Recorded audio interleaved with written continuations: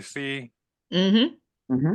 All right, so this is yeah, just I'm continuing on talking about adaptive trauma survival styles. I'll go back up to the first slide, which was just basically this idea that, we all encounter some form of trauma. Nobody gets out of this life unscathed. So we encounter some environmental situation or some caregiver deficiency. Our parents and caregivers do the best they can, but they're always imperfect.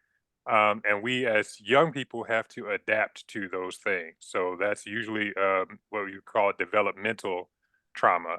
It's Hmm. just some sort of shortcoming, either with the caregiver or with the environment that you're in. And it's not necessarily anybody's fault, it's just life. And so we adapt to those shortcomings as we're growing up, but then, continue these maladaptive ways, when we're adults and like are out of those situations.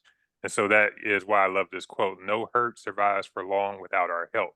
So these topics are really about the ways that, yes, we were hurt. Yes, we were damaged, but how are we now, as adults, continuing that hurt and continuing that damage, often without necessarily realizing that we're doing it? And so, this is kind of the study of what that is. It's how, we are continuously adapting to what we would call survival mode, because we didn't get these core needs met: connection, attunement, trust, autonomy, and then the integration of love and sexuality. So the last time we talked about connection, that core need, and different, survival styles that we develop around that. Um, Today, I want to try to get through the next two, which were attunement and trust. All right, and so I will go through the attunement survival style and the trust survival style. Same thing, talk about some of the traits of what that looks like, and then some tips on how to overcome it. Okay, so trauma survival style number two, the attunement style. Basically, this means that, like, someone when they were younger did not get their needs attuned to. So, normally, like, a mother, which I still don't know how this happens, but like a mother can hear a baby cry and know when the baby's hungry. They know what a cry sounds like when the diaper needs to be changed. Just like they're that attuned to the child. Like, I know what this baby needs. I'm that in tune with, um, what it is that they need that moment. Those who don't get that kind of attunement develop this trauma survival style. Ultimately, like, these are people who learn, or like, okay, this environment or this caregiver or this whatever isn't really tuned in to my needs. And I am not going to get my needs met in this environment. And so, what I do in that situation is, well, let me turn off or dial back my needs and let me not want anything more out of this environment than what, I have available. Let me see if I can go into presentation mode. I don't know how to do that on here, so we're just gonna rock with it this way, as long as everybody can see. Hey, Lamar, Uh you should be able to hit presenter view up there. That won't let you present up there. huh. Yeah. Slideshow Uh-huh. presenter view. Yeah. I feel like that's something else. Yeah, that I don't know what this is that I'm looking at right now. Do you see the presentation? Yeah, but it got smaller. That's weird. Most time presenter view gives us the slide and it gives you the notes. Right. Hmm. Yeah. Let me do stop share, Hmm. share screen. Boom. Wait, hold on.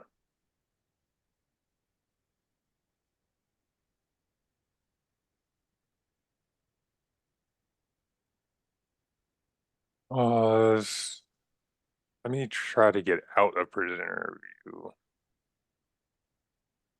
Hit escape, I think. Should be. Oh, here we go. That'll do it. And let me share my screen.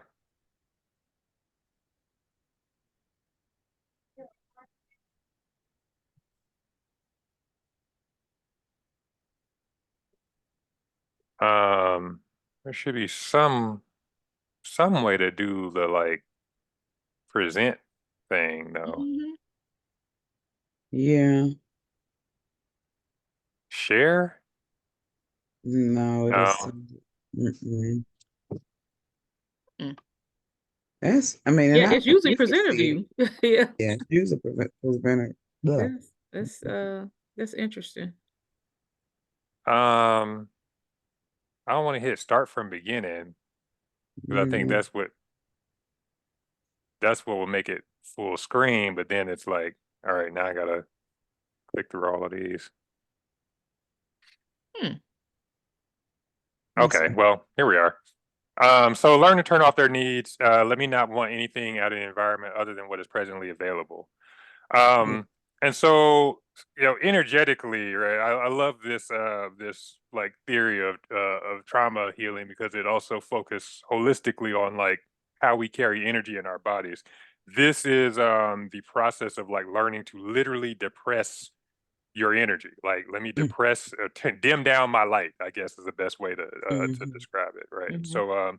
so, depression, which we'll talk about a little later, becomes a theme with these kinds of people. I have experienced this as a throat chakra wound because in terms of chakra work, that's kind of where, um, you know, uh, I think it's felt the most. And there's a little bit of the fire in the belly, which is called solar plexus, like their fire is kind of turned down. Um, these people can become talkative when they finally do get sort of attention. So, because they did not get the attention and attunement they needed when they were younger, they look for like covert ways to kind of get that attention and attunement. And so they can be the people that kind of like like suck up all the I don't want to speak negatively, but it's sort of like they can kind of suck up all the attention in the room, right? Like listen. Mm-hmm. Physical symptoms, again, that theme of depression even goes with their chest. Their chest tends to be sunken in, their breathing shallow. And the throat and solar plexus, for me, those energy centers definitely are impacted when you're talking about eating. This is the most likely of all the trauma survival styles to develop some sort of disordered eating, either under eating or overeating. On the extreme end, they will have under eating can be so extreme that it's anorexia. Overeating can be so extreme that it's bulimia. But it's the underlying cause of all of this is misattunement. So, like, because I didn't have a parent or caregiver attuned to my body and my needs, I myself don't know how to attune to my body and my needs, and that's sort of reflected in Mm-hmm. like not knowing, nutritionally what's needed. Emotionally, um, so default emotions are common with all of these survival styles. So with the last one, the connection survival style, you have this default emotion of anxiety, panic, and fear. A lot of these people, for example, uh, a young individual, Angie, referred to me, a little while back, had that kind of default feeling of panic, a default feeling of fear. A Mm-hmm. lot of times, though, underneath that default feeling, they're actually feeling other things. It's just that that's what they grew up, having being their sort of common emotion, and so that's kind of, what they resort to, even though that's not really what's going on. So in that prior example, like people who have default feelings of panic and panic attacks and anxiety, they often, for example, suppress a lot of anger. And so you'll see them doing things like self-harm, they'll cut themselves and all that kind of stuff. Well, that's because underneath that anxiety they're feeling, what they're actually having is like anger and rage, but they don't have access to it. They've learned, at a young age, they have to turn that side of themselves off, and so they just, they it comes out as anxiety, but that's not really what it is. Same thing Mm-hmm. here with grief and depression. Does somebody have a question? No, no, no. Mm. Mm. So the same thing here is with grief and depression for the survival style. This person will tend to default into like sadness, feeling down, feeling low. But underneath it, that's not really what's going on. And so when you see that with this type of person, it's always a good idea to probe a little bit more. Like, well, what's actually underneath this depression that's being presented? Um, and they can harbor resentment and frustration because they in addition to not being able to recognize what they need, even when they do, they have this sort of again, I see it as a throat chakra block where they can't communicate what they need. And so these are the people that kind of expect you to read their minds a little bit, and so they, communicate what they want by, they have like a do unto others mentality. So I will excessively attune to you and care for you and lavish you. But secretly, there's a string attached to that because this is what I now expect you to do back for me. Right. And then I get frustrated or upset when you don't reciprocate that without recognizing that, well, actually, I'm overdoing it. I'm, one, denying myself and betraying myself to, overly give to you in this way. And so what I actually expect for you to do is, likewise betray yourself or deny yourself and overly give to me. And they get upset when that, kind of that pattern isn't perpetuated. And then again, they kind of have a little bit of a mind reading issue and like um, get frustrated when, people don't just implicitly know what they need, even though they haven't really communicated it. But it's not like intentional. Like type has the most trouble actually saying, "Here's what I need. Here's what I want." They're the least likely to actually speak up about it. And I kind of went through this other stuff before. Oh, the only other piece that's kind of symptomatic of this survival style is they cannot sustain long term energy on something, and so consistency, follow through, completion is unlikely. They're the most likely to, I'll start a project or start something and I'll feel really excited about it. But eventually that excitement, that energy is going to fizzle out and it won't be completed or, it won't be brought to close. And I already mentioned a little bit earlier how sometimes there can be some energy vampirism going on. Um, just because like they didn't get the attention, the energy, that they needed, um, and they expect actually not to get their needs met. They expect not to be fulfilled in that way, and so when they do get it, it can be kind of like, oh, let me take as much as possible because I don't know when I'm going to get this again. And stop me if any of this is not making sense, if it's not clear, or if there are any questions or anything like that. So, so overall, when you have this survival style, the attunement survival style, again, this is a person who has grown up with some sense of like my needs, my wants, my desires are not important or they're not a priority. And so I just for the sake of moving on with my life, learn to disconnect from my needs, my wants, my desires. I don't expect them to be met. And so this is the type that adapts to deprivation and scarcity. They learn not to see or want more for themselves or out of their life because just, they are kind of adjusted to their wants and things not being acknowledged or satisfied. So that's the underlying thing with all of these, but there are two sort of subtypes that develop out of that core kind of trauma. One is like an inhibited person. This person adapts to deprivation and scarcity by like suppressing what they want. And again, eating is kind of like a flagship signal or flagship issue with this type. It's sort of like where you can see or where you can see sort of the presence of this issue. So the inhibited type will typically, when they're stressed and when they're triggered, they stop eating. They undereat and they lose weight. They become, skinny. Like that's how you can tell they're going through something, right? And they develop this pride about not needing. And so that's kind of like we talked before about pride-based counter identifications to counter the shame. So theirs is like, oh, I don't have needs. People need me. And oh, ignore that last root chakra point. That's something I forgot to delete. And so that's them. They inhibit, they suppress. I don't need, I don't have needs. I stop eating, I stop nourishing, I stop taking things in because I expect to be disappointed anyway. On the flip side, there's what's called the unsatisfied type. If anybody's ever seen The Devil Wears Prada, I think Miranda Priestley is like a great example of this. Um, has anybody seen that movie, The Devil Wears Prada? No? I haven't.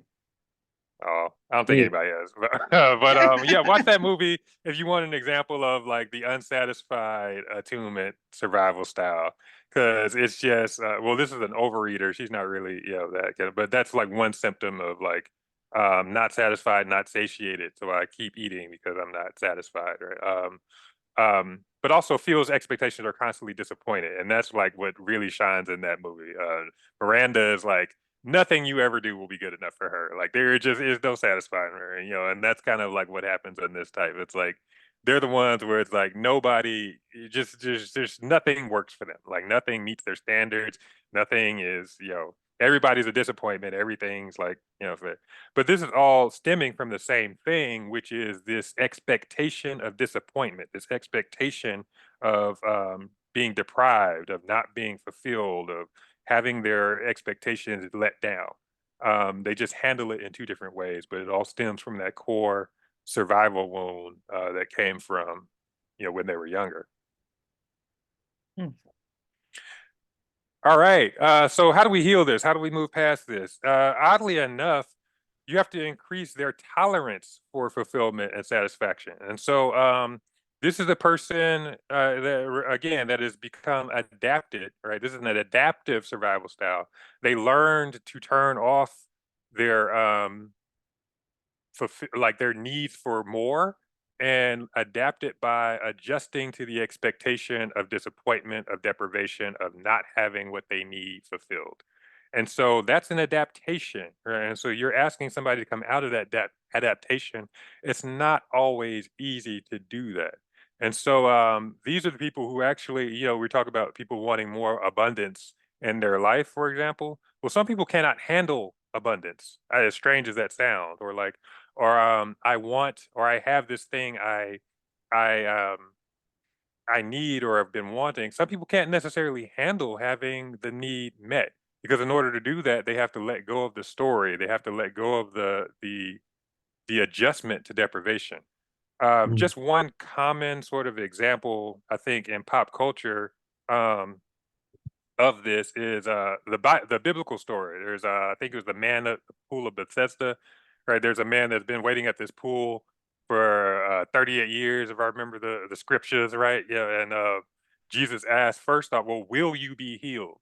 Um, before we go through the trouble, you have the story of not being able to make it to the pool or not being able to get what you want. Will you be healed? Will you have? Are you willing to let that story go? And that's a legitimate question, because especially with this survival style, it's they kind of get adjusted to this idea of longing for something but not having it. Um, so how do I describe this in another way? So Sadhguru is this like a kind of spiritual guru that's kind of making the rounds now. He's pretty popular. He describes like desire as being this like this energy, like this energy of desire, this flame, you could even call it, of desire, um, that some people don't necessarily want extinguished. And so let's say we say we want this new car or we want this new house or whatever. It's not actually the car or the house we want. What we want is to extinguish this burning desire in us. And so once we get that car or once we get the house, it's not the thing per se that satisfies us. It's the absence of desire now. Like this desire is gone.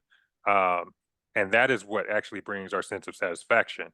But eventually, in some way, that desire will rekindle again and we want something else. And so that's when he teaches, like, okay, as we grow spiritually, we want to detach ourselves from these desires and longings or lusts or whatever you call it. Because ultimately, like, what we're seeking is to extinguish that. This attunement style has the most trouble with that. They have the most trouble letting go of this idea of like, oh, I need this, or I don't, if, and in fact, they will develop a whole story of like, oh, if only I had this issue fixed, or if only I had this need met, my life would be perfect, everything be fine. But they Mm. don't actually want that, and you have to work with that subconscious desire or that subconscious resistance to actually having the fulfillment met, because then they have to let the story go, and that's difficult. Um, and so increasing tolerance for fulfillment becomes an issue. And, the two parts of that are, one, recognizing your own needs. And, this is a survival style that has become adjusted to like depressing, diminishing, or ignoring what they need. And so it takes conscious effort to tune into themselves and just allow themselves to be like, well, what actually do I need? What, and you have to get very specific. My body, what does my body need right now? My heart, Mhm. my feeling, like what emotionally, what do I need right now? Intellectually, what kind of intellectual stimulation do I need right now? What excites my curiosity? Like spiritually, what do I need? Like, they're the least likely to recognize that in themselves, and so it requires like, okay, you got to put some more energy and effort into that. Recognize what you need. Take some time to think about what you need. Focus on that. And that doesn't make you a bad person. It doesn't make you selfish. And trust me, like you are not less concerned about the needs of others just because you're focused on what you need. And then, so once they get attuned to their needs, then the step two is, well, now we got to allow that need to be fulfilled because whether you recognize it or not, you're resisting that. You're resisting actually having your need met because you're so adjusted to the absence of its meeting that when it is met, when it is fulfilled, that can feel very uncomfortable for you. And so pendulation is something that's common with them. And pendulation is this process of like like the pendulum swings back and forth from the clock. They will often do that as they're learning to adjust to these increased fulfillment energies and charges. And so, for example, if they're used to like financial scarcity, um, you got to pendulate their way into financial abundance. And so, they'll get some abundance, but then likely they're going to swing back on the other side, lose it, that just because they're subconsciously going back to that scarcity. If it's fulfillment, let's say relationship wise, they may get that relationship fulfillment. Um, but something will happen, it'll be sabotage in some way, so they go back to the absence of relationship fulfillment, right? And so they usually go in this pattern, the swinging back and forth between fulfillment and unfulfillment until they gradually begin to tolerate just remaining in a fulfilled and satisfied state. Does that make sense? Yes. Yes, it does. All right. Okay, so that's that. I really, really, really blew through that, and there's some like literally somebody has written a whole book about this sort of stuff, and I just flew through it in kind of like a couple minutes. So if there's anything anybody have questions about or want to know more about, um, let me know. You take a little pause or breather before going into the next one.